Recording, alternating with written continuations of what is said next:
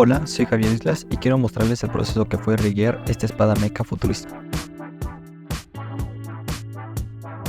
Ya tenía mi modelo y observando que encaje y tenga coherencia en su compresión y ensamble, procedí a crear los huesos que lo controlarían. Primero, al ser mecha, mayormente los huesos no serían deformadores, entonces a excepción de uno, desactivé esta propiedad. En este lazo con el Constraint Stretch 2 haría que pareciera que el lazo se encoge y agranda. Facilitó más esto teniendo la propiedad en Bendy Bone. El resto del cuerpo fue emparentamiento tipo bone. Para los engranajes, estos tienen una propiedad tipo transform. Consiste en hacerle decir que, moviendo el hueso en dirección Y, el engranaje rotará en su eje Z, de sus espacios locales. Un parámetro más fue agregar la extrapolación, lo que significa que esta propiedad se repite cada que el valor máximo termine y empiece de uno de nuevo. Para las texturas hice un spreadsheet de las letras. Después apliqué un plano y le di la propiedad de un modificador tipo UV-Worm. Mediante un driver controlado por el hueso, le haría indicar que moviendo en el eje Y, movería la coordenada del UV-Map en su eje X, esto en sus espacios locales. Por ello recorrería el sprite y haría este cambio de letras. Después con otro hueso que sería el controlador, creé un Action Editor con una capa de animación que haría la animación del cambio de las letras de manera constante. Para eso tenía que tener una capa base o principal donde animaría posteriormente y una capa de animación donde ejecutaría este movimiento de cambio de letras. Ya con un constraint tipo Action en el hueso controlador le daría las indicaciones que ejecutará esa animación según el hueso suba o baje. Mismo procedimiento final para ejecutar y automatizar la apertura de la espada